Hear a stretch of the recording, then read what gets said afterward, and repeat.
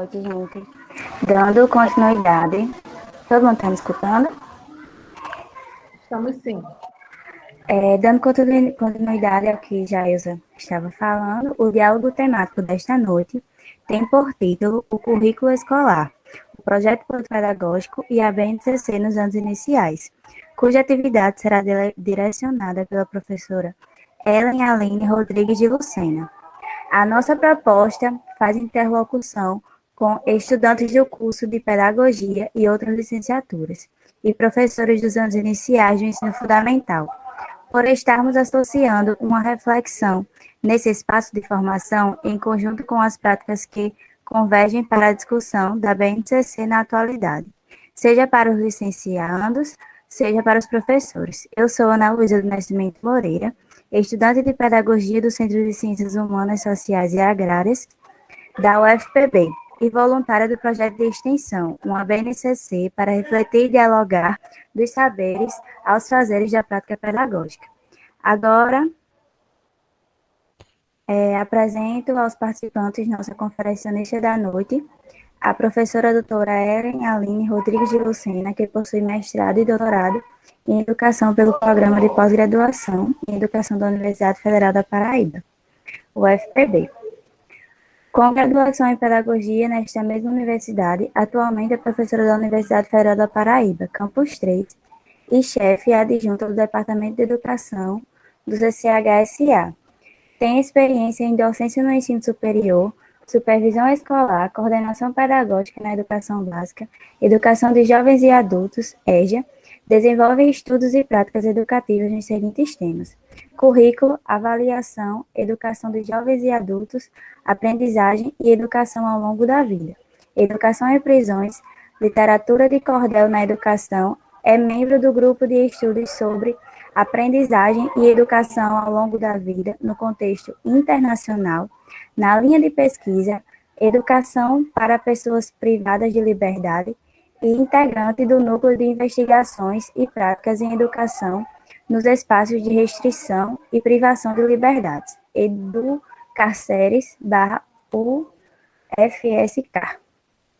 Concluiu o doutorado sanduíche estado avançado de doutoramento com bolsa da CAPES na Uninho, em Portugal, na interface com o curso de Ciências Sociais, sobre a coorientação da professora doutora Manuela Ivone Paredes Pereira da Cunha.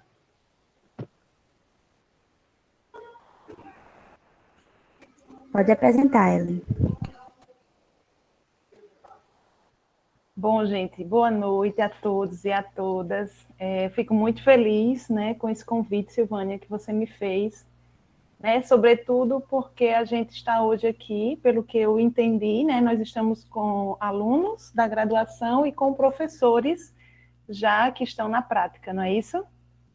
Então, e a minha fala hoje, assim, o meu lugar de fala, né, considerando o tema que me foi sugerido trabalhar, é um pouco desse meu lugar de fala na escola, né? Sobretudo, eu faço uma ponte tanto da minha experiência agora, nesses últimos, né, nesse último ano, dentro do curso de pedagogia, a minha área de concurso é currículo, né?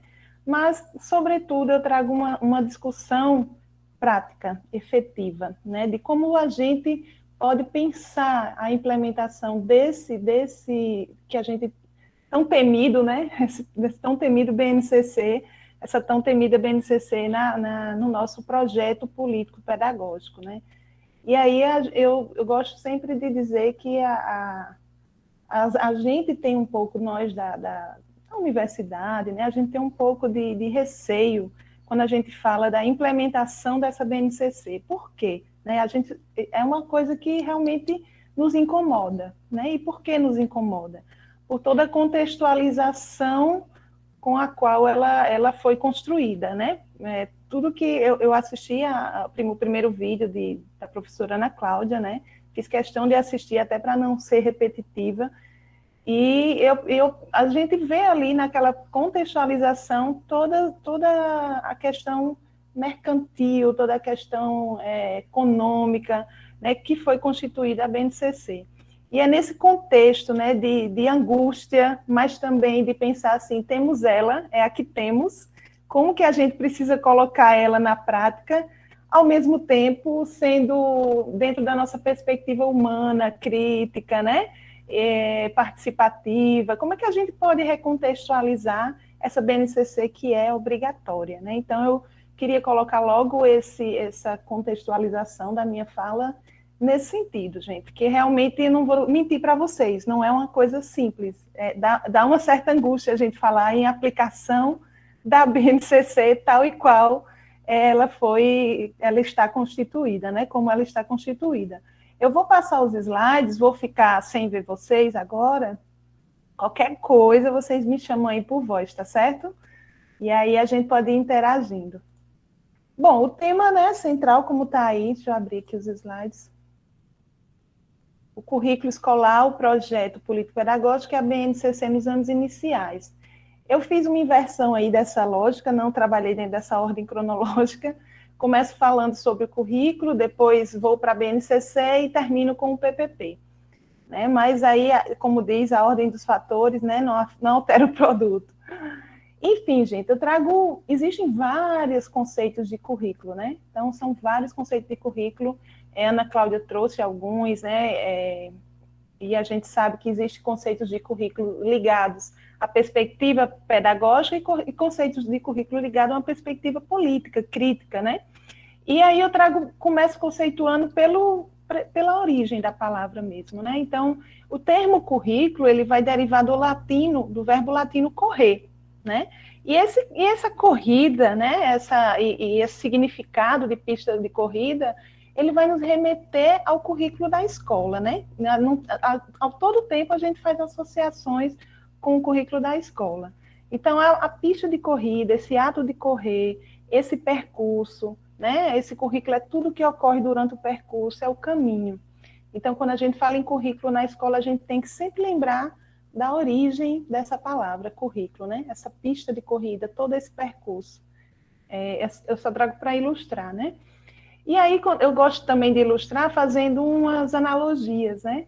Essa pista que serve de plano ou de base para que a corrida seja realizada, a gente chama de as escolas, né? As salas de aula, os níveis e as modalidades de ensino, a família na relação com a escola. Ela é onde está, né, a pista, todas esses que está aí citado, né, a escola, as salas de aula, onde a gente atua, é essa pista de corrida. A corrida em si, no caso, o modo de fazer essa corrida, né, se eu vou trotando, se eu vou mais devagar, se eu vou correndo mesmo, representa as experiências escolares, né, as experiências escolares e tudo que a gente vivencia no percurso, os conhecimentos, né, as famosas competências que a gente está hoje tão faladas, os valores cultivados, né, os modos como a gente ensina, as técnicas, os planos, os planejamentos, enfim, ela é a corrida, tudo isso faz parte da corrida. Mas aí a gente tem também os obstáculos na corrida, né? As conjunturas, né? As conjunturas sociais que vão moldando a nossa trajetória nessa corrida, né? Porque o currículo ele não é neutro. O currículo, não há neutralidade no currículo. A gente, o tempo todo, está relacionando o currículo com as conjunturas sociais atuais, né? Hoje a gente tem um currículo muito ligado a essa conjuntura da sociedade tecnológica, né? Da sociedade do conhecimento. E aí esses são os obstáculos dessa corrida, né? E aí a gente chama de obstáculo, mas são as barreiras que vão fazendo com que a gente vá caminhando e pensando assim, não, a gente vai até aqui, a gente tem que parar aqui, a gente tem que caminhar, ultrapassa esse obstáculo, e assim por diante. Então, esses contextos, essas conjunturas são os obstáculos. E a linha de chegada, né? A linha de chegada nessa corrida são os modos de vida, é o que a gente se torna, né? O que nos tornamos, é a nossa identidade, como diz, né? O nosso... esqueci o nome dele agora, o autor das teorias do currículo. Quem puder me ajude.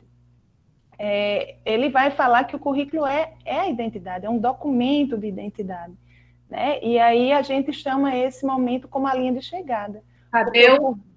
Isso, Tomás Tadeu, é esse mesmo. A linha de chegada é justamente o que a gente se torna, né? A identidade, como Tomás Tadeu fala, né? Que o currículo é um documento de identidade, porque tudo que a gente aprendeu na escola, eu sempre digo nas minhas salas de aula, né? Eu estudei muito tempo escola de freira, né? Tudo que a gente vai construindo, aquelas repressões, as repressões, também as liberdades, tudo que a gente vai construindo, a gente vai, nem percebe, né? Mas a gente vai se tornando quem a gente é a partir dessa trajetória curricular, né? E aí eu trago um conceito antigo, mas apenas no sentido de entendimento mais clareza, né? Que o currículo ele é um conjunto de coisas que se ensinam e coisas que se aprendem, em conformidade com uma ordem e progressão previstas, compreendendo o ciclo de estudos. Então, essa progressão pode ser em ciclos, né? Pode ser mais interdisciplinar, pode ser transdisciplinar, enfim. Mas é esse conjunto, né, de coisas que se ensina e que se aprende. É um conceito mais formal de Forquim. Para Moreira e Kandal, um material muito bom, né, que eu acho que todo professor deve ler esse material, que é o material das indagações sobre o currículo. Eles trazem várias temáticas interessantes sobre o currículo e com uma linguagem muito clara, muito didática. Né? E eles vão deixar esse conceito ainda mais claro. Né? Eles vão dizer que o currículo representa as experiências escolares que se desdobram em torno do conhecimento. Então, todas as experiências vivenciadas na escola que vão se desdobrar em torno do conhecimento, né, em meio a relações sociais e contribui para a construção das identidades dos estudantes, pode ser chamado de currículo, é chamado de currículo, né? Então, eles trazem esse conceito bem didático. Falando de currículo, a gente não pode deixar de falar das teorias de currículo, né? Como Silvânia me lembrou agora, o Tomás Tadeu da Silva, ele tem um livrinho que eu acho que todo estudante de pedagogia, todo professor precisa ler. É um livro pequeno, mas é um livro que nos ajuda a entender. Muitas vezes a gente diz, minha prática é tradicional, eu prefiro tradicional, então minha prática é construtivista, e a gente às vezes nem sabe, né, as origens desses conceitos, dessas concepções, né? E aí, claro que tem base na didática, mas o currículo, né, ele é um conceito relativamente novo, né, do início do século XX, mas o currículo sempre existiu, né? Embora não houvesse estudos sobre isso enquanto currículo, né? Mas existem essas três teorias curriculares que, ao longo da trajetória educacional, ela vem desenrolando como é que essas práticas curriculares elas são constituídas, né? E aí a gente tem, de um lado, as teorias tradicionais, né, com foco, a pergunta central das teorias tradicionais sempre foi só o que ensinar, né? O que ensinar para tornar que sujeitos. Porque aí a origem do currículo ele surge dentro dessa perspectiva tradicional. E como a gente vivia num período de industrialização, a ascensão do período industrial, o foco, a escola estava muito imitando o modelo da fábrica, né, o modelo industrial. Então, o foco era a eficiência, né, eficácia, o tecnocratismo estava em voga. Então, isso é reproduzido pela escola e, obviamente, pelo currículo. Né?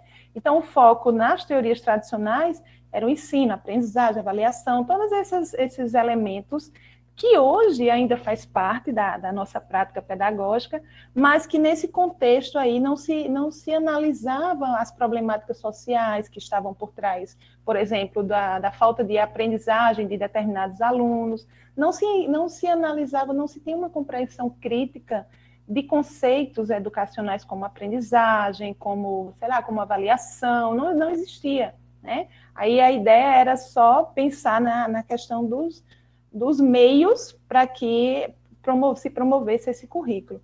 E aí, a partir aqui no Brasil, a partir da década de 60, 70, começa-se a se questionar esse currículo tradicional, né? Que ele realmente surge para poder dar abertura para as massas e atender os interesses da classe dominante, né? De minimamente escolarizar, né, a população na época que saía, né, de uma sociedade agro, né, exportadora para uma sociedade industrial.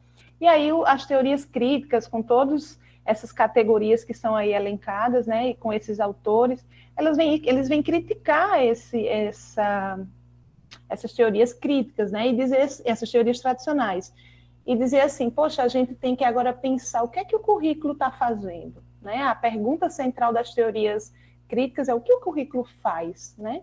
E pensando, essas teorias, elas vêm com uma perspectiva de denúncia, elas vêm denunciar o papel desempenhado pela escola e pelo currículo, né, tradicional na reprodução dos interesses da classe dominante, né, da época.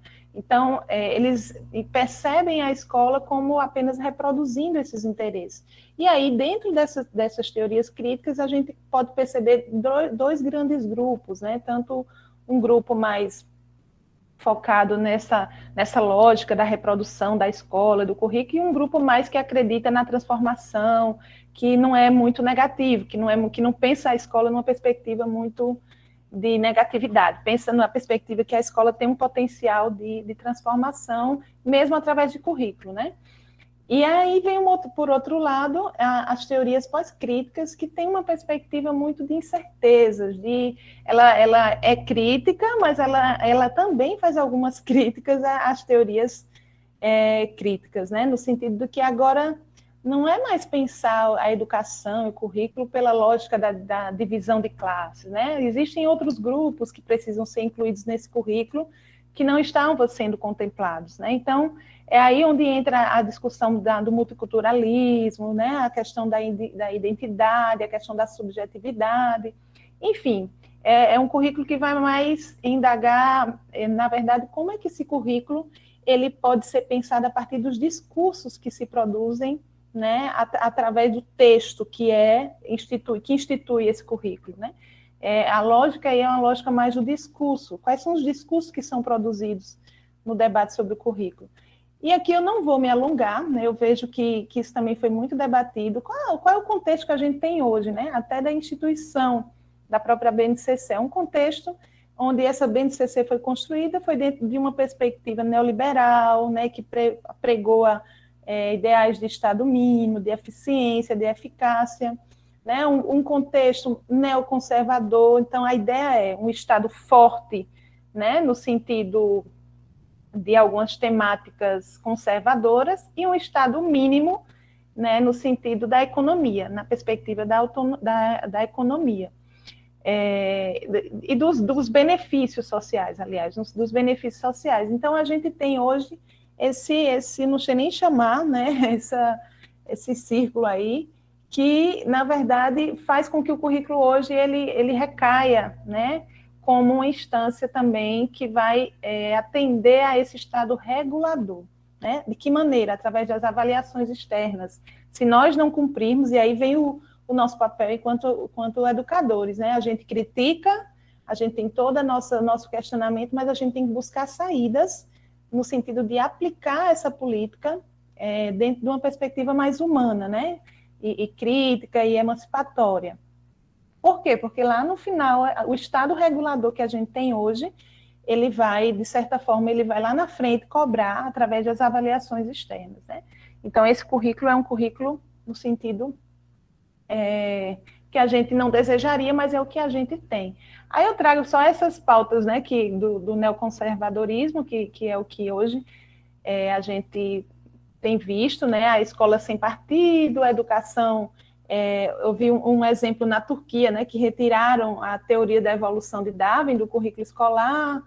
Enfim, a educação como alvo, né? Em 14 menções foram tiradas foi tirada a palavra gênero na BNCC. Gênero só aparece quando é relacionado a gêneros textuais. Então, esse contexto neoconservador é o contexto que hoje a BNCC foi construída, né? Então, é só para contextualizar mesmo.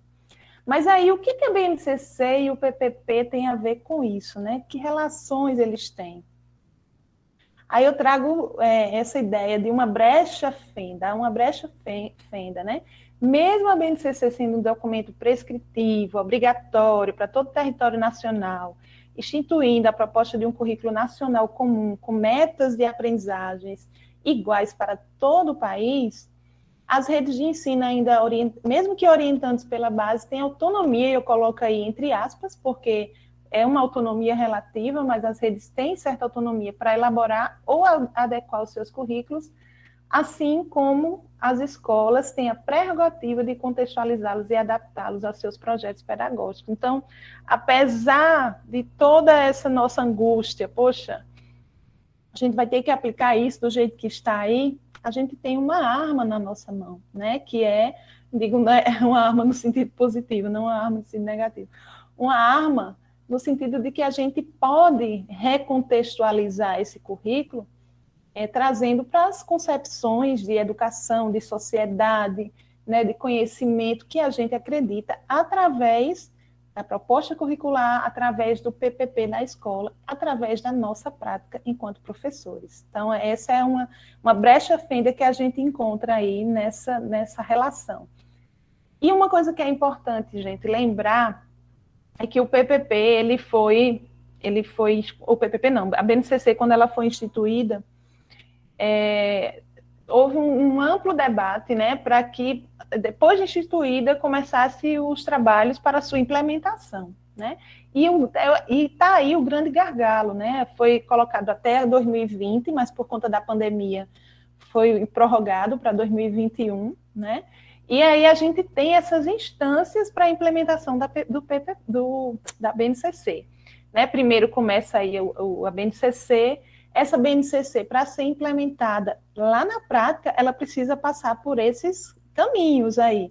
Ir para o currículo da rede, que são os planos estaduais, os planos municipais de educação, as propostas curriculares, né, que cada município, cada estado, se não tem, tem que ter, né? E só depois disso é que vai para os projetos político-pedagógicos, a partir de ampla discussão na escola, que daqui a pouco a gente vai falar.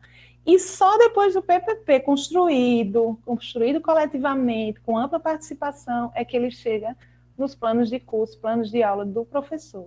Então, tem gente que coloca a BNCC em cima, mas também não vai alterar.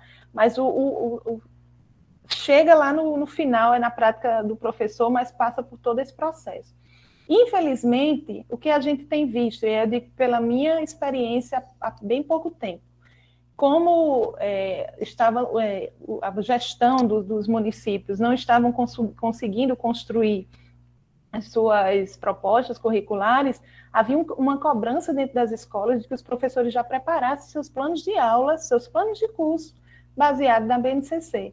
E assim, eu lembro que me doeu muito na época, agora 2018, eu ter que sentar com as professoras para orientar um plano de curso já dentro do formato do que pedia lá na BNCC, né? Objetos do conhecimento, unidades temáticas, tudo daquele formatozinho. Embora eu sabia que tudo aquilo precisava ser passado primeiro pelo currículo do município, né? Mas, enfim. E a BNCC, né? Como a gente já colocou, né? A BNCC é uma lei, né? Ela tem caráter obrigatório, ela é amparada em outras legislações, né? A Constituição Federal, na LDB, nas diretrizes curriculares, no Plano Nacional da Educação, que os críticos, né, dessa BNCC vão dizer que não era essa BNCC que estava prevista nessa legislação. Mas os que argumentam e defendem a BNCC vão dizer, não, mas estava previsto, né? Então, esse jogo essas relações de forças acontecem, né, nessa disputa aí pela política curricular que foi instituída, né? E o que é que ela define? Ela vai definir essas aprendizagens essenciais que todos os alunos devem desenvolver ao longo da educação básica, em qualquer lugar do país. A ideia da BNCC era justamente essa, que não houvesse discrepância. Se eu trocasse, por exemplo, um sobrinho, um filho de qualquer um de nós, se mude daqui para o Sul, uma escola do Sul, quando ele chegasse lá, ele ia acompanhar o mesmo conteúdo, as mesmas competências que estariam sendo trabalhadas aqui, seriam trabalhadas lá. Então, a ideia era beneficiar, no caso, não beneficiar, mas garantir esse direito a todos os estudantes do país. É uma política de Estado, não é de governo, então pode mudar o governo com qualquer perspectiva ideológica que a política já está instituída, pode mudar uma coisa ou outra, mas a política em si ela já está instituída, ela é a política de Estado. E a ideia, né, que se defende, né, os defensores vão colocar que realmente oferece essa perspectiva de qualidade, de melhor preparar o sistema, né, de ensino para garantir essa aprendizagem do aluno. Mas tem uma coisa bem interessante, né, que ela vai enfatizar o que deve ser aprendido e não como deve ser ensinado, com espaço para a inclusão de conhecimentos e habilidades que cada rede julgar relevante. Então, assim, eu andei olhando algumas propostas curriculares existentes e eu percebo essa inclusão já, né, a da Paraíba e outras que eu andei analisando, tem críticas, por exemplo, ao conteúdo de artes, ao componente curricular de artes. Eles vão dizer que não existe uma articulação, né, na BNCC, então ele coloca como a própria rede coloca como ela está entendendo essas artes, essa relação entre as diferentes artes visuais, teatro, enfim. Então, existe essa brecha, né, dentro da BNCC, com todos os problemas, com todas as dificuldades, com toda a crítica que há, mas dependendo de das pessoas que estejam construindo, né, se esse currículo estiver sendo construído coletivamente, a gente vai conseguir, né, achar essas brechas, achar essas fendas para conseguir colocar o que a gente acredita enquanto educação, né? E também o PPP abre espaço para os conteúdos locais, né? Que é aquela parte diversificada que também há, né, dentro da base, né? Existe um conteúdo específico, comum, e existe o conteúdo da parte diversificada, onde a gente vai colocar, né, os conhecimentos regionais, locais, da comunidade, de cada território onde a escola estiver inserida. E aí entra o papel do PPP, né? Eu coloco rapidamente o contexto da crítica, o que é que se critica, né, da base, a grosso modo, o domínio da leitura, escrita, quem diz isso é Saviani, né? Lá em 2013, ainda estava sendo construída a ideia, ele dizia que a base vai propor, a grosso modo, esse domínio da leitura, da escrita, do cálculo, das ciências naturais, mas com outras terminologias. Ele também vai dizer que acaba se gastando muito tempo com esse documento, que ele estava falando de perspectiva de futuro, né?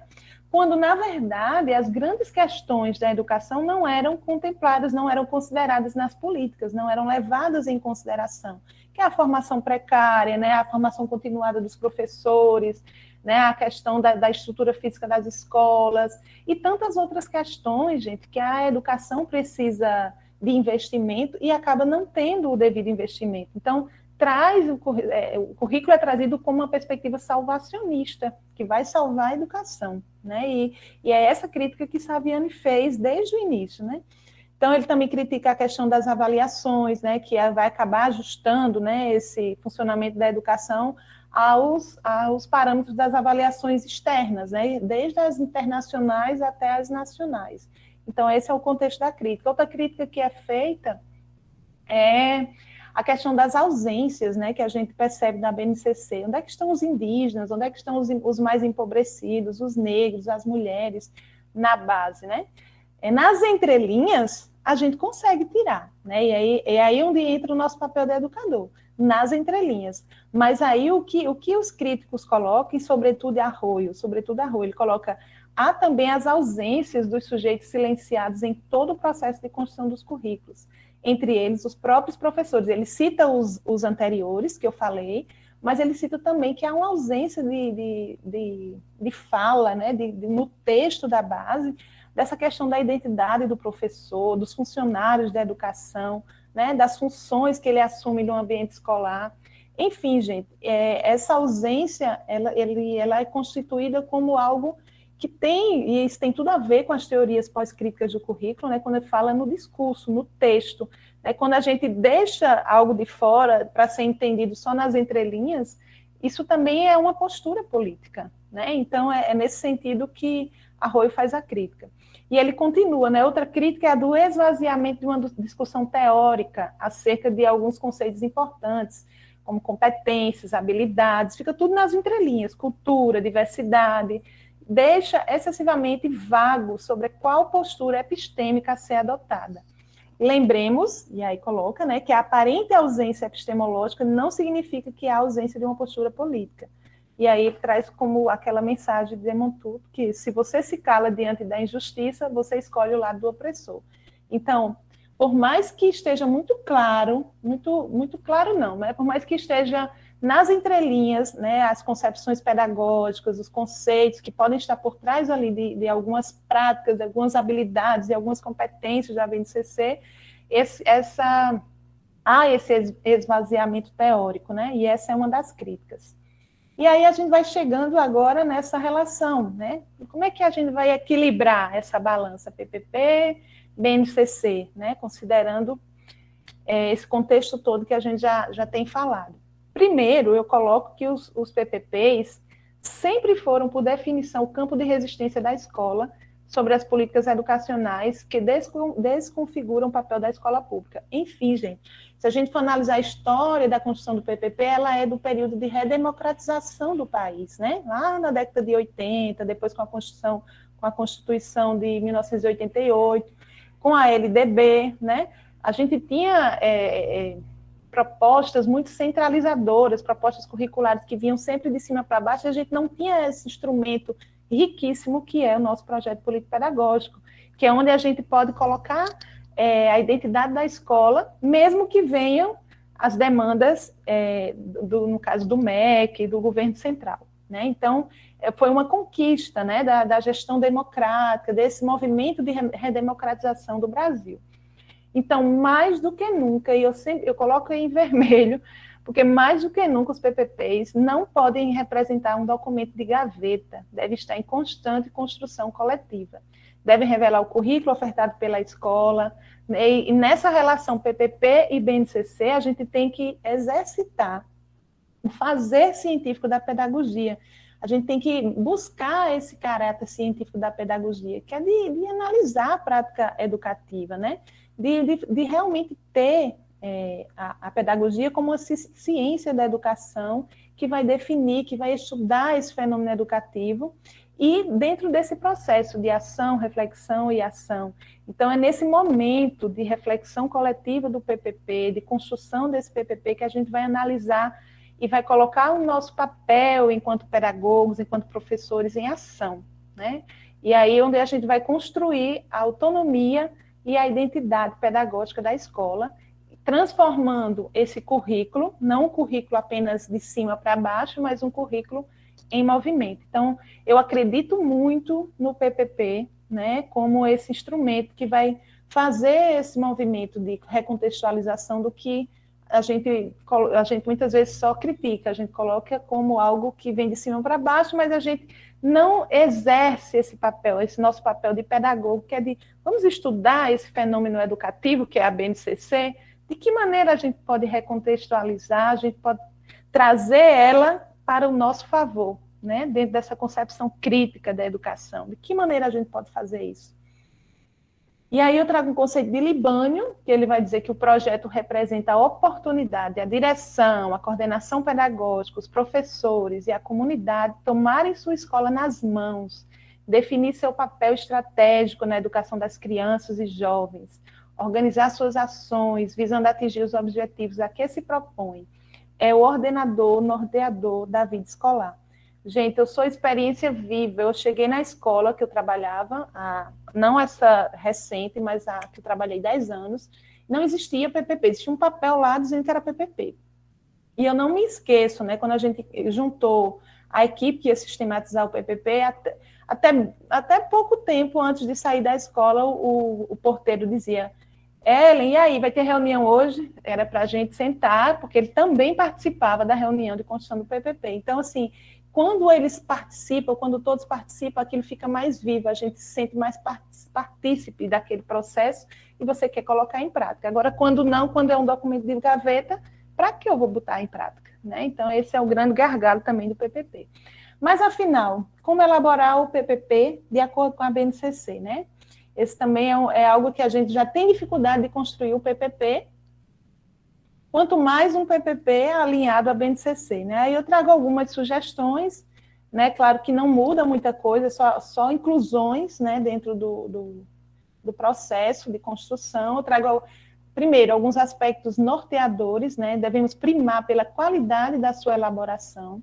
esta qualidade tem duas vertentes, né, que é a qualidade formal, que é um documento construído com rigor teórico, com rigor metodológico, né, nesse processo de elaboração, e tem que ter uma qualidade política, que diz respeito à participação, ao grau de envolvimento e compromisso na realização, na elaboração do PPP, gente. Esse PPP ele não pode ser construído pela supervisora da escola, pela gestora da escola, por um estagiário que chegue na escola, não pode, né? Eu realmente não consigo, né, conceber isso, né, como algo ético, na verdade, como algo ético. Então, é um processo que tem que ser construído coletivamente e tem que ser uma construção pensando nessa qualidade formal e nessa qualidade política. E a sua metodologia de construção tem que ser uma metodologia participativa, né? Participação de cada um, né, da escola, a participação de um grupo que vai sistematizar esse PPP, né? Quanto maior a participação, e aí eu gosto dessa fala, quanto maior a participação, maior a probabilidade de que as coisas venham de fato a acontecer, que elas saiam do papel. Porque uma coisa que eu mais ouvia falar antes de a gente construir o PPP da escola que eu trabalhei era: não, está só no papel, não sabe de nada, não. Por quê? Você não participou, né? Você não se sente comprometido com aquele documento porque você nem ajudou a nada, você não se esforçou, você não fez nada. E algumas estratégias para a construção desse PPP têm a ver com essas organizações de grupos multidisciplinares, né, de forma que a gente possa pegar um representante de cada setor da escola, um representante de professor, um representante da secretaria, um representante, né, de cada setor. Ninguém pode ficar de fora. E esses grupos podem se reunir entre si para colocar as demandas e o representante traz para a reunião de sistematização. Então, veja, não acaba sendo um grupo menor no final, mas um grupo que tem representantes de todos os setores, né? Então, essa é a grande questão da construção do PPP. Então, para a expressão daquilo que o grupo pensa e quer, usamos o recurso metodológico do questionamento, da problematização sintetizada nas perguntas. Por que pergunta, né? Vasconcelos fala. Para provocar um desequilíbrio no sujeito, para estabelecer um desafio que leve a uma reflexão em produção. Por exemplo, gente, no PPP a gente tem que colocar concepção de educação, concepção de sociedade, concepção de conhecimento, e muitas vezes a gente não para pensar assim, o que é educação, né? O que eu acho que é educação? O que eu acho que é conhecimento, né? E isso vai levar os sujeitos da escola a refletirem. E depois isso pode ser feito através de questionário, enfim, de uma série de possibilidades. Depois a equipe sistematizadora vai tentar associar essas concepções que foram colocadas com aquelas concepções que já são teorizadas, né? Que já existem no campo da teoria. Aí eu coloco algumas etapas para a construção, né? Sensibilização na equipe, planejamento do processo pela equipe gestora, definindo as ações, os prazos e os responsáveis, né? Isso tudo coletivamente, estudo dos principais aspectos do novo currículo, né? E o papel do PPP nessa contextualização da BNCC. Fundamental, gente, estudar a BNCC, né? Não existe essa possibilidade de a gente implementar uma coisa sem conhecer. Né? Então, é muito grande. Você é um professor da área de ensinos fundamentais, anos iniciais, se dedique, leia a introdução para entender a BNCC e se dedique na sua área de abrangência, né, onde você trabalha, é fundamental. A gente não pode falar do que a gente não conhece. Né? Levantamento de dados, né, quando a gente for fazer aquela parte do diagnóstico, né, e fazer uma leitura crítica desses dados da escola, daqui a pouco eu falo mais sobre isso. Mobilização da comunidade externa, a gente tem que chamar as famílias, os pais, as associações de bairro também para participar, porque elas estão inteiramente ligadas com a escola. Análise desses dados, socialização desses dados, depois a redação do texto, validação pela comunidade e divulgação da versão final. Então, a construção do PPP ele passa por essas etapas. Não dá para a gente pensar que é de outra forma. A gente tem que envolver todas essas etapas, começando pela mobilização da comunidade escolar e comunidade externa. Mas ainda falando da estrutura, né, da estrutura básica do PPP, nessa linha do planejamento participativo, a gente sempre fala de 3 marcos, quando a gente fala em PPP. O marco tem autores que invertem, começa pelo marco situacional, mas também aí não vai alterar o produto, né, no caso. Mas eu gosto muito de trabalhar com o sonho primeiro, né, com a esperança. O que é que a gente sonha para a escola, que é o marco referencial, né, para onde a gente quer ir, o que é que eu entendo por sociedade e como eu quero de que maneira eu quero essa sociedade, de que maneira eu quero que meus alunos sejam, né? Então, esse marco referencial é como se fosse o sonho de cada um da escola em relação a alguns temas específicos que tem a ver com o pedagógico, né? Então, o marco referencial é onde a gente vai colocar essa discussão sobre onde a gente quer ir, né? Para onde a gente quer ir. É o nosso ideal de educação, é o nosso ideal de prática pedagógica, é o nosso ideal de sociedade, né? Em segundo lugar, é o marco situacional, é a gente colocar o pé no chão, né? Como é que a gente está diante de tais e tais e tais e tais questões, né? Como é que a gente está em relação à prática pedagógica? Como é que a gente está em relação à avaliação? Como é que é o momento de questionar, né? E aí vem os debates, os grupos de debates, enfim. E também pensar a que distância nós estamos do nosso ideal, né? E por último, a gente tem o terceiro marco, que é o marco operacional, né? Que é onde a gente vai começar o processo de mediação, de ação, né? O que fazer, o que vamos fazer para diminuir a distância, né, daquilo que a gente idealiza em relação àquilo que aquela realidade concreta que a gente está, que a gente tem, né? Então, é um pouco isso. O PPP, ele precisa passar por esses 3 marcos. Aí, como é que a gente alinha a BNCC, né, gente? Primeiro, eu gosto de dizer que se a gente vai revisar um PPP, a gente tem que partir dele, né? A gente tem que partir dele. O que é que a gente já tem nesse PPP?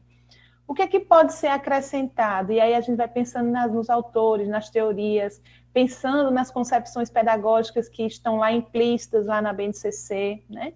O que é que a gente vai acrescentar em termos de documentos legais? A própria BNCC tem que ser acrescentada em muitos PPPs que ainda não estão, né? As propostas curriculares de municípios e estados que foram atualizadas precisam entrar nesse marco referencial, porque o marco referencial é o que a gente idealiza, e dentro do que a gente idealiza tem as concepções filosóficas, as concepções teóricas que abalizam, né, que dão sustentação a esse nosso ideal, né? Por isso que a gente precisa tanto do âmbito legal quanto do âmbito teórico. Aí eu trago, né, dentro desse ideal, dentro desse para onde queremos ir, a gente tem que pensar nesse conceito, nessa concepção de homem e mulher, né? Qual é a concepção filosófica que mais nos aproximamos, né? É uma concepção que pensa num sujeito ativo, num sujeito obediente, num sujeito individualista, num sujeito que tem uma essência imutável, que é livre para fazer suas escolhas. A gente vai pensando, né, e vai colocando para discussão. Ou é um sujeito que é resultado de múltiplas determinações, é um sujeito que está em plena interação com a sociedade, né? Com base nessa reflexão, né, a gente tem que pensar, mas que sujeito a gente quer formar dentro da nossa escola? De que maneira? E aí entra a BNCC. De que maneira, por exemplo, as competências, habilidades, os valores previstos na BNCC podem colaborar para a formação deste homem e dessa mulher que são nossos estudantes, né? Eu acho que aí a gente já tem que começar a entrar com a BNCC. De que maneira essas competências, né, com todas essas discussões, de que maneira a gente pode se apropriar dela para favorecer essa formação, né, dos sujeitos que estamos ali formando. Concepção de sociedade, a gente também vai trazer no PPP essas concepções e os teóricos que vão dar sustentação ao que a gente acredita, né? E aí a gente não pode deixar de pensar nos conceitos de sociedade, no conceito de sociedade que a gente tem hoje, né? Qual o conceito de sociedade? Sociedade do conhecimento, sociedade tecnológica. A gente precisa considerar isso. E é essa sociedade que fez com que a BNCC, esse contexto de sociedade, que fez com que essa BNCC fosse construída. Então, de que maneira a gente pode contemplar isso, né, nesse PPP? Essa discussão sobre essa sociedade atual. Concepção de educação, né? Uma concepção tradicional, é uma concepção escolar novista, tecnicista. Qual é a concepção que a gente está defendendo enquanto escola, né? Primeiro, o que entendemos por educação, qual é a concepção que a gente quer veicular na sociedade, qual o papel da nossa escola e como é que ela se relaciona com a sociedade, o que é qualidade da educação, né? São muitas questões que muitas vezes a gente nem se pergunta, e com o PPP é como se fizesse assim, colocasse na nossa cara tudo que a gente faz no automático, né? A gente faz muita coisa na escola no automático, sem pensar, sem saber, meu Deus, será que eu estou garantindo a qualidade aqui nessa prática que eu estou tendo? Será que essa minha metodologia aqui realmente está favorecendo, sei lá, uma educação mais libertadora, ou está favorecendo uma educação mais puxada, individualista, né? Muita coisa a gente faz no automático, o PPP faz a gente colocar o pé no chão e, ao mesmo tempo, colocar o pé no que a gente pensa como ideal de escola, ideal de educação. E aí, outros questionamentos. O que é que a gente entende por educação inclusiva? O que é que a gente entende por diversidade cultural? Né? Quais as relações disso com a BNCC, por exemplo? Como a BNCC traz isso? O que entendemos por educação integral? A BNCC traz muito essa proposta da educação integral, o ser humano ser construído pelo lado, né, humano, emocional, tecnológico, enfim. Que tipo de homem a gente quer implementar? O que permanece? O que mudou, né? Como os novos conceitos, em princípio, se relacionam, né? Como é que os novos conceitos de sociedade, de sujeito, se relacionam com aqueles conceitos que a gente já tinha colocado no PPP e que estava ali no PPP antigo, né? É importante sempre partir do PPP que a gente tinha. As teorias pedagógicas, ao mesmo tempo, é onde a gente vai entrar em cheio com a inclusão, né, do que é pensado quando foi construída essa BNCC. Que teorias se aproximam dos nossos interesses de aprendizagem e das concepções de homem e sociedade? Lembrando, gente, que a gente não pode ser incoerente, né? Se a gente está trabalhando teorias pedagógicas, agora estou lá redigindo, junto com a minha equipe, as teorias pedagógicas, essa teoria ela não pode estar desvinculada daquela concepção de sociedade, daquela concepção, né, de sujeito que a gente colocou anteriormente. Então, isso também é muito importante na hora da construção do PPP. E aí, gente, vai caber muitas teorias. Mesmo nós tendo, nós estamos prevendo, colocando como eixo a BNCC, cabe muitas teorias pedagógicas, o que vai demandar estudo, né, vai demandar estudo da nossa parte. Né? Cabe a aprendizagem significativa de Ausubel, cabe a perspectiva socio-interacionista de Vygotsky, né? Cabe a própria aprendizagem por competência de Perrenot e de outros autores, né? A perspectiva da complexidade, né? Como é o nome dele? Que me ajuda aí. Cabe a perspectiva da pedagogia do oprimido e da autonomia, de Freire, né? Mas aí o que vai demandar da gente? Estudo para fazer essas inter-relações, né? De que maneira as teorias pedagógicas que a gente acredita, que a gente defende, vai se relacionar com o que está ali sendo previsto na BNCC. De vez em quando a gente vê uns artigos publicados nas revistas científicas, a relação de Freire com fulano, né? A relação. Então, é um momento de estudo, é um momento da gente tentar fazer essas pontes, essas conexões, né? Por isso que é tão importante esse momento de reflexão coletiva. Como eles se aproximam das referências teóricas de aprendizagem e educação da atualidade? Por exemplo, a relação entre competências e saberes, que eu vou falar logo mais essa relação. Por exemplo, Freire prefere falar em saberes, os saberes da prática educativa, né? Mas será que não há semelhanças com o conceito de competências, né? Então, eu acho que é importante a gente fazer essas pontes na hora de redigir até nossas crenças, o que a gente acredita das teorias pedagógicas para a nossa escola.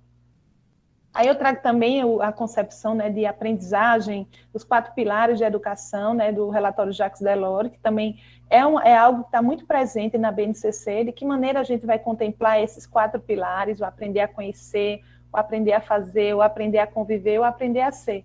Se a gente olhar nas entrelinhas, isso está contido, né, na BNCC total. Outras concepções, a concepção de avaliação. Como é que está meu tempo? Está perto. Viu, Silvânia? Me diz aí. A concepção de avaliação, né? Que avaliação a escola nós acreditamos enquanto escola, né? E vamos pensar em executar. Dentro da avaliação, quais as modalidades que a gente vai colocar em execução? Quem são os autores que fundamentam essas perspectivas de avaliação? É importante colocar. né? Como é que a escola entende o erro no processo de ensino-aprendizagem? Né? Como será feita e que princípios seguir na avaliação da escola? Como fica, por exemplo, a avaliação da aprendizagem com as mudanças da BNCC? Né? Que agora muda, né? A gente está avaliando, vai avaliar agora competências, né? Não mais apenas os conteúdos que a gente tinha, se o aluno aprendeu a conhecer. Não, a gente vai avaliar se o aluno aprendeu a fazer, se o aluno aprendeu a localizar, e todas aquelas habilidades. Então, o PPP ele tem que prever também como é que agora vai ser a avaliação. Vai bastar aquelas provinhas, né, que geralmente são feitas, ou a gente vai, sei lá, vai bastar também a gente trabalhar só com... tem muita escola que coloca, contínuo, não sei o quê, certo, mas como? A gente tem que ser claro agora. Agora não, sempre tivemos que ser claros, mas agora ainda mais, né? De que forma a gente vai avaliar essas habilidades e essas competências? Isso tem que ser previsto no PPP. Concepções de currículo tem que estar lá previstas, né? Ainda a gente está no marco referencial. Concepções de metodologias, né? Tem várias metodologias, não só as ativas, que são tão chamadas hoje, né? Para essa prática. Mas existem outras várias. Quais as que se aproximam das metodologias ativas? Né? De que maneira a gente pode incluir as metodologias ativas, considerando que ela é o que está ali visível na BNCC? É ela que pede, é como se a BNCC estivesse chamando essas metodologias ativas, né? De que maneira a escola pode se apropriar? Então, como a gente pode colocar isso no nosso PPP? Qual o papel das tecnologias? O que muda com a organização metodológica com a BNCC? Então, são marcos que a gente precisa colocar no nosso PPP, pensando nessa realidade atual, né, que é a BNCC. E aí a gente chega no marco situacional, agora é o pé no chão, né? Como é que a gente está diante de todas essas questões, né? É uma análise mais clara da realidade, vai além do levantamento de dados, né? Porque ela quer que a gente interprete também esses dados que a gente está levantando. Né? Esse marco situacional, outros chamam de diagnóstico, ele vai situar a distância do ponto de partida, daquilo que temos, né? Daquilo que queremos, daquilo que a gente quer alcançar, né? No momento da análise da realidade escolar e da construção do PPP, é preciso identificar quais são as nossas forças, né? O que a gente tem de bom que a escola já desenvolve, mas também o que a gente tem de ruim, de frágil, na verdade, o que a gente tem de frágil, né? É a partir daí que a gente vai definir, esse diagnóstico é o pontapé para o nosso marco operativo, para a gente definir o que as nossas metas, o que a gente quer alcançar, né? Os nossos objetivos para a ação. Aí, dentro desse marco situacional, a gente precisa levantar alguns indicadores e algumas informações importantes e colocar lá no PPP. É claro, gente, tem uma estrutura, o passo a passo, quando eu estou colocando, pontuando o que é que tem que ter. Eu demandaria muito tempo para dizer, botar o sumário mesmo do PPP, mas o que é que precisa ter nesse diagnóstico? O histórico da escola, né? E existe algum elemento atual nessa história, né? Existe a perspectiva da história do tempo presente. O que é que mudou nessa escola? De repente a escola fez uma reforma. A própria inclusão da BNCC na trajetória da escola faz parte da história da escola, né? Eu me lembro que quando eu estava em 2015, quando estava começando essa construção, esse levantamento de ideias para a construção da BNCC, nós da escola fizemos parte desse processo, embora nada que a gente colocou, e isso foi um discurso das escolas do Brasil inteiro, foi contemplado na BNCC. Mas existia um momento de que a gente esteve lá fazendo nossos relatórios para que aquilo fosse levado para a Secretaria da Educação e depois fosse levado para o MEC. Então, isso também faz parte da história da escola, é importante contextualizar, né? O que precisa ser atualizado quanto aos indicadores de matrícula, de evasão, de distorção idade e ano, né, o fluxo de repetência, aprovação. E aí já entra a BNCC, porque a gente já vai entrar, como é que está a repetência, a questão da aprendizagem, dos componentes curriculares, né? E aí a gente já leva em consideração algumas habilidades, né, que estão lá previstas na BNCC, né, que habilidades são mais fortes, que competências são mais fortes, são mais fracas, naquele conjunto de estudantes, né? Então, aí já entra também a BNCC nesse diagnóstico.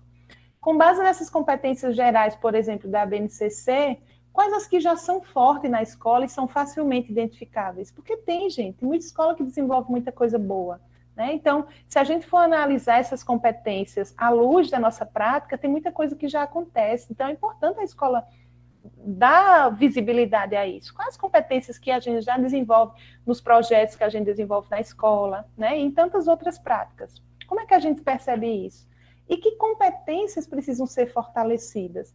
Porque essas competências, elas podem ser fortalecidas na prática, lá no dia a dia, na prática da sala de aula, mas também através de outras práticas, através de projetos, através de conselhos, através de grêmios, enfim, uma série de práticas que podem contribuir para essas competências. Então, veja, a gente está falando de diagnóstico, mas a gente já está entrando na BNCC, né? De que maneira a gente pode avaliar se a gente já frequenta, já coloca em prática essas competências ou não? Qual o perfil dos professores, servidores na escola, e dos alunos, e das famílias? Tudo entra no perfil, né? No diagnóstico da escola.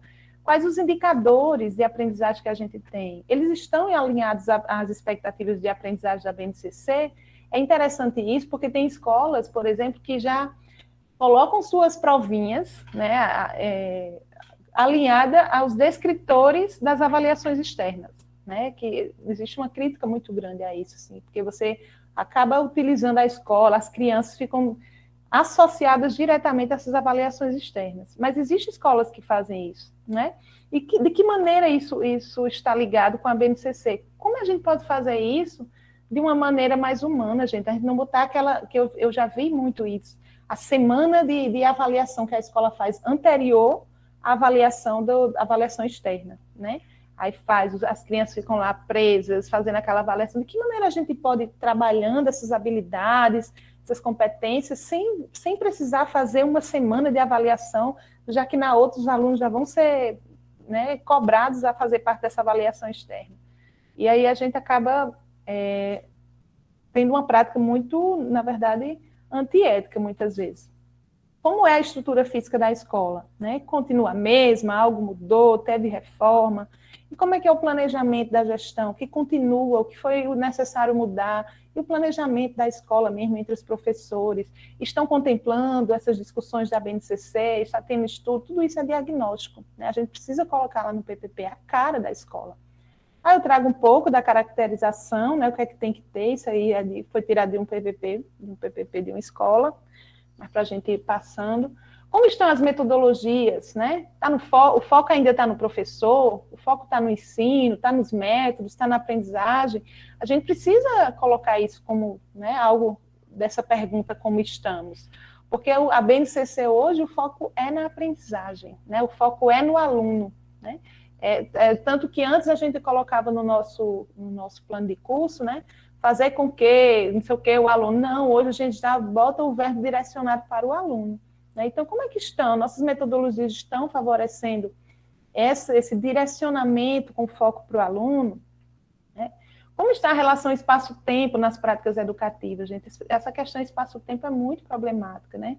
Nas escolas. Às vezes não há o tempo, as briguinhas, entre aspas, né? Entre professores de uma disciplina, de outra, porque ali aquele espaço que tem da sala de leitura para mim agora, tu vai ficar, não, aí, enfim. Os espaços-tempos da escola acabam sendo questões problemáticas. E a gente precisa registrar isso, porque a gente não quer melhorar, a gente não quer um ideal, né? Precisamos pensar também sobre isso. Como está a utilização dos espaços e recursos didáticos, né? Sala de leitura, laboratório de informática, livros didáticos, enfim, eu repeti aí. Computadores, como é que está sendo o uso, tudo isso tem que ficar claro, né? E como é que está o planejamento docente, como está a execução dos programas, dos projetos. Então, gente, veja que tudo isso, aí eu trago um quadrinho, né, que no caso, quando a gente precisa revisar esse PPP, a gente pode só preencher um xizinho, já consta no PPP? Onde é que eu vou buscar essa informação? Por exemplo, sobre a história, né, da escola, sobre a estrutura, ou eu vou precisar elaborar, eu não, digo a minha equipe, né, de sistematização, vamos precisar elaborar alguma entrevista, algum questionário para colher aquela informação dentro daquela equipe de sistematização. Então, é bom sempre ir pensando dentro desse processo o como vamos fazer para adquirir esses dados, né? Então, é fundamental. Eu lembro que na escola que eu trabalhei, a gente teve que entrevistar pessoas antigas da comunidade para falar da história da escola, né? Então, tudo isso está envolvido nesse processo de construção do PPP. E aí a gente chega no marco operacional, né, que é a ação. É onde a gente está definindo o que é necessário e que é possível fazer para diminuir a distância entre o que a escola é e o que a escola almeja ser. E vamos novamente nos perguntar, né? O que consta no PPP em relação à ação? Como é que a gente vai atualizar tudo isso considerando as novas demandas, né, da BNCC? O que pode e deve ser acrescentado alinhando essa BNCC? Primeiro, é importante dizer que nessa parte, nesse texto, né, da operacionalização, é bom fazer um breve resumo do que a gente, uma síntese, né, quais são as expectativas da escola, né, como é que a gente percebe essa escola, essa identidade da escola, enfim, antes de já ir direto ao ponto, direto à ação. Quais são as expectativas em relação à comunidade? Que objetivos e metas a gente tem para trabalhar com a comunidade? Será que a gente vai chamar a comunidade só para reunião de pais? Né? Quais são as nossas expectativas? Sempre, gente, à luz daquele nosso diagnóstico. Né? Qual a participação dessa comunidade na elaboração e na execução das metas? Né? Que estratégias, né? Que metas a gente tem, né, que cumprir quando a gente for revisar de novo o PPP? Ao revisar novamente, a gente já tem que pensar, poxa, isso aqui já deve estar cumprido quando a gente for revisar novamente o PPP. Né? Como definir estratégias, pessoas, grupos para a realização das ações definidas? Como fazer com que as ações definidas pelo coletivo sejam executadas? Então, tudo isso tem que estar previsto nessa parte introdutória do marco operacional. Né? Quais são as metas que precisam ser cumpridas para que esse PPP realmente se transforme em ação, para que ele não fique só no papel. Né? Que metas a gente vai cumprir para realmente executar esse PPP? E vem um ponto importantíssimo, 2 pontos, dentro desse marco operacional, que é a proposta pedagógica curricular, né? E o plano de ação, para que tudo isso seja executado. A proposta pedagógica curricular é aquela projeção dos objetivos, das competências, né, as diretrizes que a gente vai seguir, curriculares, as metodologias de avaliação, metodologias da prática, enfim, a proposta pedagógica curricular vai conter tudo que a gente almeja, sempre se baseando no currículo do Estado, no currículo, na proposta curricular do município. Né? Ela não parte, o ideal, né, não é partir da BNCC aí, é partir já do que foi construído a partir da BNCC, que é a proposta curricular do município, do Estado, e depois vem um plano de ação para cumprir todas essas outras questões. Né? Que forma a gente, né, organiza essa proposta curricular? Primeiro, essa proposta curricular dentro do PPP, vejo que são coisas inseridas no PPP. Né? Primeiro, integrar a BNCC, obviamente. Depois, considerar o currículo do Estado, o currículo do município dentro dessa proposta. Então, muitas vezes a gente pega o que está ali de essencial no currículo do Estado e coloca no PPP. Né? Outra coisa, incluir a parte diversificada, as características regionais, né, as características locais, né, em relação a que conhecimentos, que competências a gente quer que sejam contempladas, já que elas não estão previstas na BNCC. Né? E é interessante que a BNCC também coloca uma preocupação de que essa proposta curricular, inserida no PPP, ela se articula, ela de alguma maneira, ela mostre aos sujeitos da escola que estão ali colocando em ação como é que é, por exemplo, o ensino fundamental, anos iniciais, pode se relacionar com a educação infantil? Né? E de que maneira também pode ser, que estratégias, na verdade, a gente pode buscar para superar essas rupturas que ocorrem entre as duas fases do ensino fundamental 1 e 2? Porque é tão brusco, gente, a gente sabe que os sextos anos são turmas bem difíceis, né? Porque é muito brusco, você sai do quinto ano, os alunos para o sexto ano, aquela multidão de alunos, que geralmente são turmas maiores, né? Aquela quantidade maior de professor que é acrescentada. Né? A mesma coisa da educação infantil para o ensino fundamental 1, é uma ruptura. Né? De que maneira, na nossa proposta, a gente pode estar pensando em estratégias metodológicas para superar essas rupturas, essas dificuldades que acontecem nessas rupturas. E aí vem, dentro dessa proposta, eu não trouxe muita, né, a forma como isso acontece, porque depende muito de como estão construídas as propostas curriculares dos municípios e dos estados, mas a gente tem que começar a colocar na proposta curricular aquelas competências, né, das áreas de conhecimento, a gente colocar sempre com a cara da escola, né? Colocar quais são as competências das áreas de conhecimento, resume, coloca aquilo ali de uma forma que você vai estar demonstrando para quem lê o seu PPP, o PPP da sua escola, que você está contemplando aquelas competências, né? Também os componentes curriculares, organiza isso de uma forma que você vai ver, visualizar qual é a progressão de conhecimentos e competências que você está seguindo na sua escola, né? Primeiro, quais são os componentes e as competências, e depois qual a progressão de conhecimento que você coloca. Aí eu trago alguns exemplos aqui, mas antes de mostrar os exemplos, uma outra coisa que tem que ter na proposta curricular é dizendo que isso geralmente tem na proposta curricular do município, do estado, se a escola está organizada em anos, se está em ciclo, se está por eixo temático, se ela está organizada de forma bimestral, trimestral, semestral. Então, são coisas que a BNCC não prevê, mas a escola precisa colocar isso e deixar claro, né, para que a gente saiba, né, os professores, quem está atuando, saiba como é que está sendo considerada esse ciclo de aprendizagem, como é que está sendo considerado. E também essa proposta curricular tem que contemplar as metodologias e as estratégias de avaliação, né? Quais são as nossas metodologias, por exemplo, que vão ser priorizadas no componente curricular de, sei lá, de ciências, no componente curricular de matemática? Aí é um momento de destrinchar, de dizer mesmo quais são as prioridades, considerando aquele conjunto de habilidades, aquele conjunto de unidades temáticas, quais são as metodologias que vão ser priorizadas, né, nessa parte. E as estratégias de avaliação também, gente. A proposta pedagógica curricular não pode ser desvinculada da organização curricular, os componentes curriculares que são daquela área, as competências específicas, as metodologias e as estratégias de avaliação. E deixar claro também nessa proposta quais são, qual é a concepção, por exemplo, de educação infantil, aí você vai destrinchando, educação infantil, ensino fundamental, né? Como é que dentro do ensino fundamental, por exemplo, anos iniciais, está organizada as próprias salas, né? Existe reagrupamento intraclasse, por exemplo, grupos de alunos que, sei lá, tem uma faixa etária próxima, ou por questão de aprendizagem, como é que estão misturados alunos que têm mais facilidade com alunos que têm mais dificuldade juntos, para eles interagirem, um ajudar os outros, enfim. Existe também reagrupamento interclasse, né, alunos que são de outras salas, entrando naquela sala, tudo isso tem que estar previsto na proposta curricular, né? Como é que está pensada a educação para a diversidade? Como é que é pensada a educação integral, já que é um eixo tão importante da BNCC? Tanto a educação integral como a educação em tempo integral. Então, temáticas, né, pedagógicas precisam estar contempladas nessa proposta curricular, tá?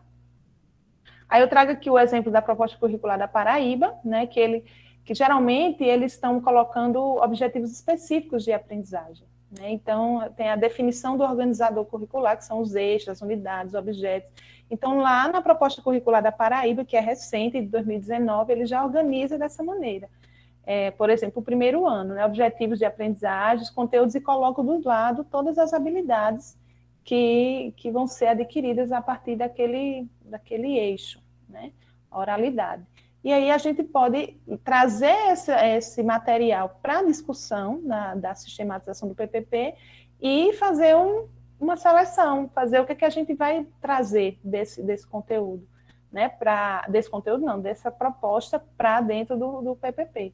Fica um documento enorme, gente, mas é um documento construído pela equipe, é um documento que a gente vai estar lá visível, vendo o passo a passo que a gente vai estar fazendo mês a mês, né? No caso dessa proposta, eu achei interessante, porque ele vai colocando mês a mês. Embora fosse do 6º ano, mas eu trouxe como exemplo porque eu achei interessante. Ele coloca, por exemplo, no mês tal, todas aquelas habilidades dessa disciplina, desse componente curricular, aí bota, porque eu não botei todo, né? Eu cortei.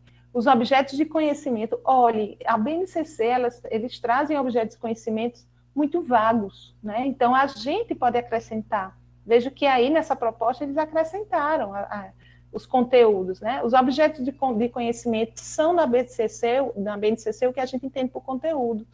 Mas há uma crítica muito grande a esses objetos de conhecimento, que muitas vezes fica muito vago. Conversação espontânea. Mas o que a gente vai tirar de conversação espontânea para extrair ainda mais desse conteúdo, né? E aí a gente vai trazer, aí tem um espaço aí para conteúdos locais, olha que interessante, dentro desse objeto de conhecimento da BNCC. Tem um espaço para metodologia, que isso vai caber a gente dentro da escola, né, através do PPP, através da prática do professor, e tem um espaço para avaliação. Então, vejo que é onde nos cabe acrescentar, né? Tem algo que a gente já está previsto, que são as habilidades, são as unidades temáticas, os objetos de conhecimento, mas além do subobjeto de conhecimento, a gente pode acrescentar ainda mais coisa nele, considerando as realidades onde a gente está inserido. Eu trouxe outro também, aqui já é de outro conteúdo, de outro componente curricular, mas só para vocês perceberem aí como ele vai por mês, e aí a ideia, ao final do ano letivo, visualizar aquilo e perceber que tudo aquilo foi trabalhado. É claro que com a flexibilidade que a gente sabe que existe nas escolas, né? Então, depois de colocada toda essa proposta curricular no PPP, vem o plano de ação, né? Veja como o PPP, muitas vezes as pessoas, as escolas não colocam tudo isso junto no PPP, né? Por quê? Porque vai ficar muito grande. Não, mas é a nossa cara, é o momento que a gente tem de discutir. E eu lembro que eu fiz trabalho tipo 2 vezes. Às vezes a secretaria pedia da gente o PPP e pedia o plano de ação da gente. Então eram coisas separadas. Então, quando a gente já faz uma coisa só, a gente não delega para supervisor, para gestor, né? A gente precisa fazer um plano de ação para colocar tudo isso em prática, né? Então, o PPP tem que prever isso. Então, esse plano de ação tem que ser elaborado à luz do diagnóstico, né, e dos indicadores que a gente coletou. A gente precisa ter esse plano de ação estabelecendo prioridades, né, para que de fato seja factível no período do tempo que se dispõe, né? Meu Deus, é muita coisa, a gente não vai... Se a gente fizer junto, a gente consegue, né? Então, essa é a grande questão. É fundamental que esta parte contemple de forma explícita a maneira como a escola se adaptará para a implementação dos novos currículos, alinhada à BNCC, em todas as suas esferas, em relação aos objetivos, às metas, aos materiais didáticos, né? É o momento também de a gente colocar os eixos temáticos do plano de ação da escola. O que é que a gente vai, com base no que a gente analisou da gestão, lá no marco situacional, o que a gente espera, né? Qual é a nossa ação, né? Não é o que a gente espera, não, agora é a nossa ação em relação à gestão. Vamos fazer mais reuniões participativas, conselhos, abrir mais espaço para os conselhos escolares, enfim, qual é a nossa ação, né? Sobre a formação de professores e de profissionais da escola, qual é a nossa ação na escola? Vai ficar aquele planejamento mensal, onde quase ninguém participa, né? Então, assim, a gente aprendeu com a pandemia, apesar da pandemia, né, a gente aprendeu a trabalhar online. Eu acho que esse é um ponto que a gente não vai perder, né, em relação a essa aprendizagem, mesmo, né, claro que ninguém queria que tivéssemos nesse contexto de pandemia, mas foi uma aprendizagem. Então, assim, acabou um pouco, né, claro que a gente tem as nossas realidades familiares, enfim, mas essa coisa da limitação do espaço, a gente agora pode fazer reuniões online, pensar juntos, né? Então, dá para a gente estudar, dá para a gente fazer uma escola que estude mais, que planeje mais, né? Então, é um pouco isso também que a gente tem que colocar no nosso plano de ação. Como é que vai ser essa formação? Quem é que vai, né, estar ali à frente dessa formação? Quais as práticas pedagógicas que a gente valoriza, né, e de avaliação também, e aí, na medida, qual é a nossa ação agora diante dessa prática? Qual é a nossa ação diante das estratégias de avaliação? Na infraestrutura, enfim, todos esses pontos que estão aí elencados. Nesse plano de ação, a gente vai colocar também o nosso plano, né, na verdade, quem é o público-alvo de todo o processo pedagógico, e aí a gente inclui cada um tem uma missão, cada um tem uma tarefa a cumprir, um objetivo. A gente vai justificar o nosso plano de ação, né? Porque ele é importante, né?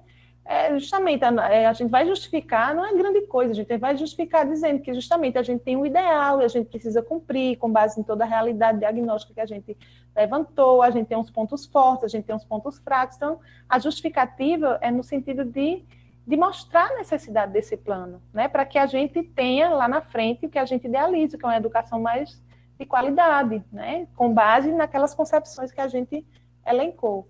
Definir uma meta, né, qual a meta que a gente quer alcançar a partir desse plano? Eu quero que minha escola com todo o problema que a gente contesta em relação ao IDEB, mas eu quero que minha escola melhore seus resultados no IDEB, é uma meta que ou então quero que meus estudantes eles sejam mais interessados pela escola, defina uma meta considerando toda a análise que você fez, que nós fizemos enquanto equipe escolar, né, da situação da escola e do desejo. Então, define uma meta, né, olhando para esse diagnóstico, vamos definir uma meta. Então, não é bom colocar muitas metas nesse plano, é bom pensar numa meta que realmente tem a ver com esse contexto que a gente fez nesse processo, nessa análise toda, né?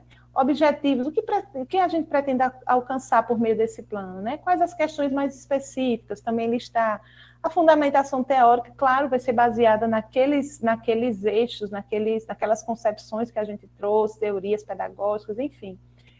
Metodologia de execução, gente. Isso aqui é muito parecido com aqueles planejamentos estratégicos, né? A gente tem que pensar em objetivos, em ações, em metas, em cronograma, porque senão a gente não anda. Se a gente deixar solto, a gente acaba não deixando avançar, né? A gente não consegue realmente tirar do papel.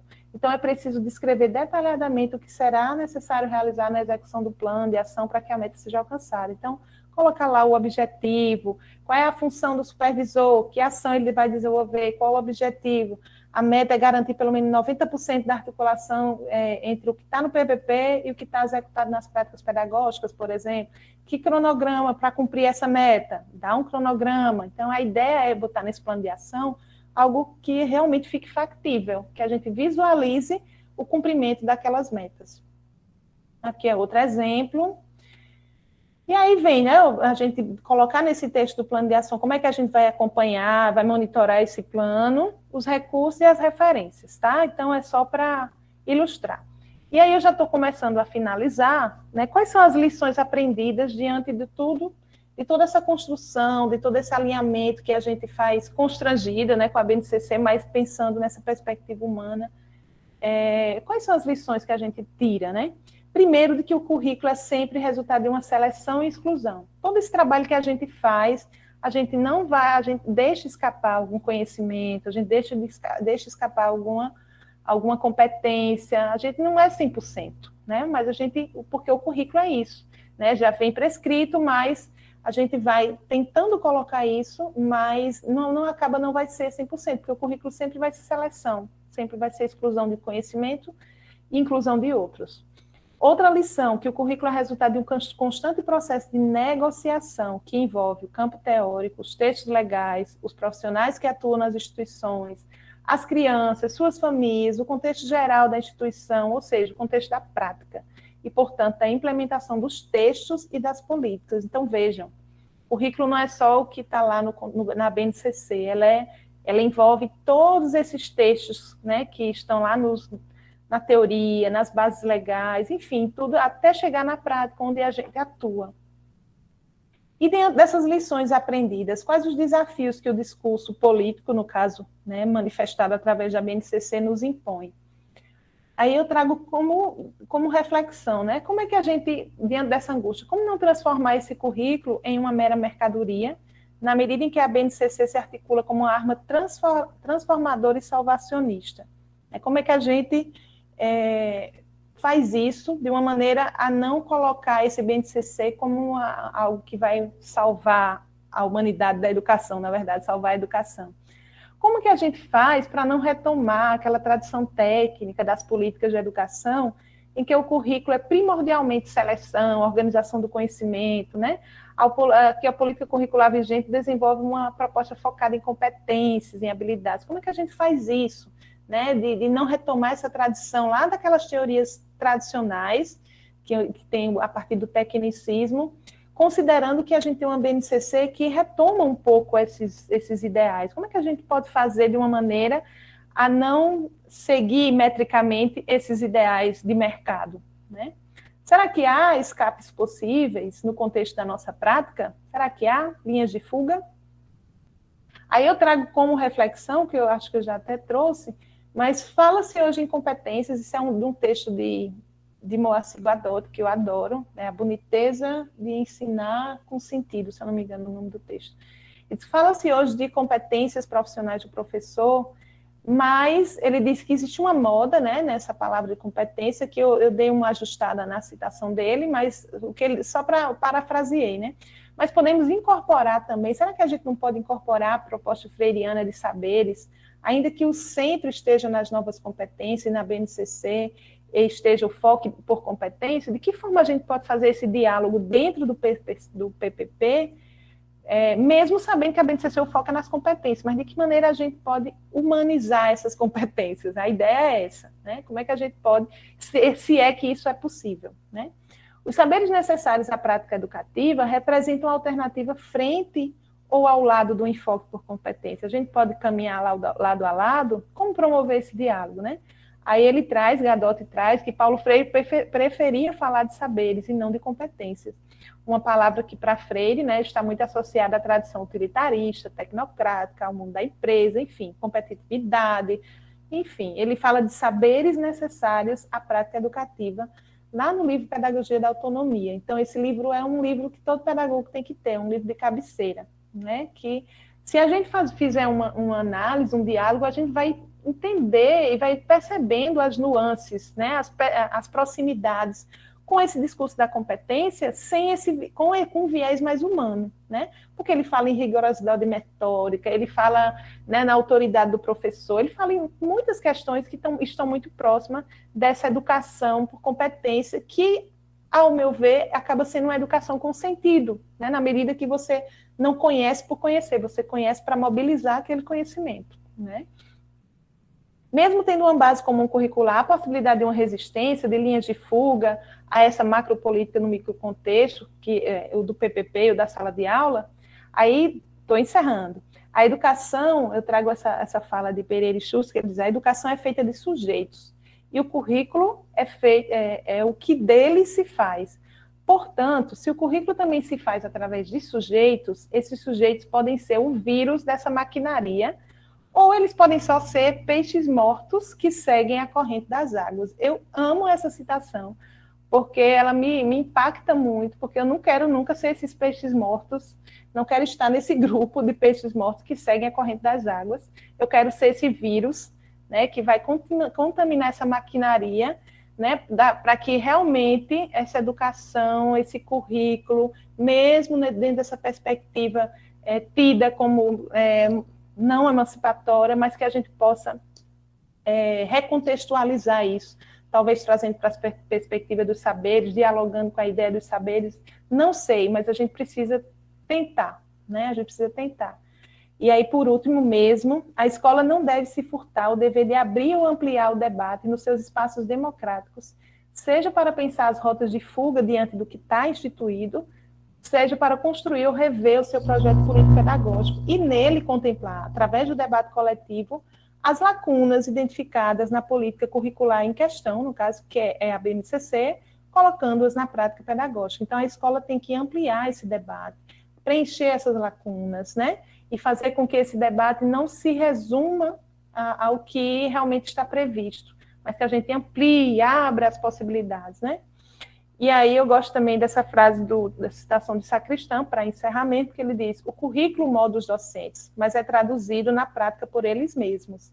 Então, a influência é recíproca. Então, é um processo, a influência. Na medida que o currículo me influencia, eu também posso influenciar esse currículo e posso recontextualizar esse currículo. Tá? E é isso, gente. Eu estou aberta para discussão, são as referências. Espero que, de certa forma, tenha atendido a expectativa, mas é basicamente essa reflexão que eu trouxe hoje para a gente dialogar aqui, tá bom? Valeu! Caso houvesse tempo para questões, iríamos abrir um breve momento, contudo não será possível hoje. Mas a organização do curso se compromete a respondê-las ao longo de nossas próximas atividades. Eu sou Ana Luísa do Nascimento Moreira, estudante de Pedagogia do Centro de Ciências Humanas, Sociais e Agrárias da Universidade Federal da Paraíba e bolsista do projeto de extensão Uma BNCC para refletir e dialogar dos saberes aos fazeres da prática pedagógica. Queremos lembrar que agora, às 8h15, foi disponibilizado o link de frequência que também trará 2 questões que precisam ser respondidas pelos cursistas e desenvolvidas em 24 horas. Outras dúvidas vocês poderão tirar em nosso grupo de WhatsApp. Para os agradecimentos finais, convidamos a professora Silvânia Lúcia de Araújo Silva, coordenadora do nosso projeto de extensão. Oi, boa noite a todos e a todas. Ellen, que alegria tê-la aqui, viu? Você trouxe mais combustível, você colocou mais fogo ainda naquilo daquilo que já estava quente. Foram apenas duas questões hoje. Eu vou passar para você, você responde e a gente coloca no grupo, tá bom? Joia, combinado. De nossa aluna Thaís e do cursista Irã. De antemão, dizer que foi maravilhoso tê-la essa noite. Né? Eu que agradeço, foi maravilhoso estar com vocês, gente, de verdade. A gente sabe que é uma temática super densa, né? Porque a gente constrói assim em 3 momentos um conteúdo para dar em menos de 1h30. Você vê o currículo escolar, o PPP e tudo nessa visão, né, que a gente tem que trazer a partir das bifurcações para a BNCC. Então, assim, eu só tenho que agradecer. Eu creio que a cada momento a gente está trazendo mais diálogo mesmo. Eu creio que os estudantes, os professores, os cursistas, de um modo geral, estão observando isso, né? Que o nosso curso está tendo assim uma abertura muito grande para que a gente não fique somente no diálogo da noite, mas, sobretudo, né, para além da noite que cada conferência tem trazido para a gente. A tua fala, Ellen, me lembrou muito uma expressão de Elias, né, de Norbert Elias, quando ele vai falar dos outsiders. A gente fica pensando aí, será que essa BNCC não é esse forasteiro realmente, dentro desse percurso, né, de que a gente construir? E aí, como é que a gente vai se posicionando? Eu creio que a cada momento, né, a cada noite, a gente está podendo exatamente encontrar esse lugar. Esse lugar existe, a gente só tem que encontrá-lo. A tua fala casou um pouco com a minha no finalzinho, quando você trouxe saberes, porque eu consigo observar que há possibilidade, sim, da gente, numa circularidade de saberes, trazer elementos nossos para aquilo que governo quer, que leis quer, não importa, né? A gente tem como se constituir a partir dos nossos lugares. Excelente fala, só temos o que te agradecer, momento ímpar, a gente está aqui vivenciando, foram apenas 2 questões, mas a gente te encaminha, desde já, agradecendo a todos os cursistas, né? E mais uma vez agradecida demais a você, em nome de toda a equipe do Projeto Extensão, tá? Essa tua linda participação. Olha, só para encerrar, eu queria agradecer de novo. É muito bom ver os alunos, né? Alunos atuais, alunos de projeto. É muito bom saber que temos professores aqui, né? Que é na verdade, eu adoro, né? Na verdade, esse tema, gosto muito, e eu acho que tem tudo a ver com o que a gente está vivenciando hoje, com nossas angústias.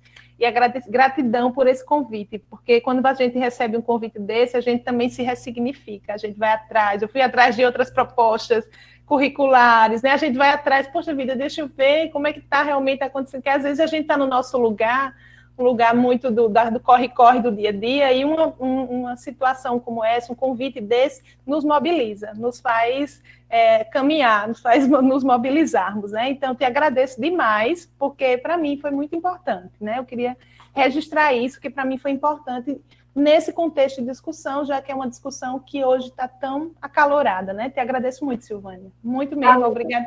Só temos mais um pedido para te fazer.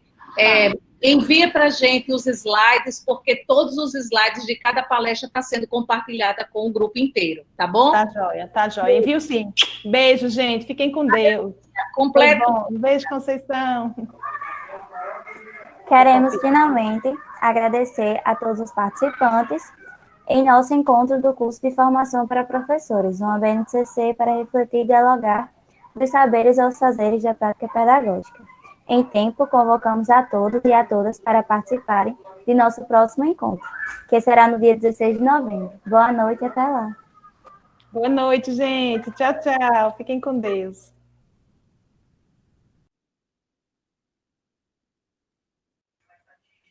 Tchau, pessoal. Boa noite.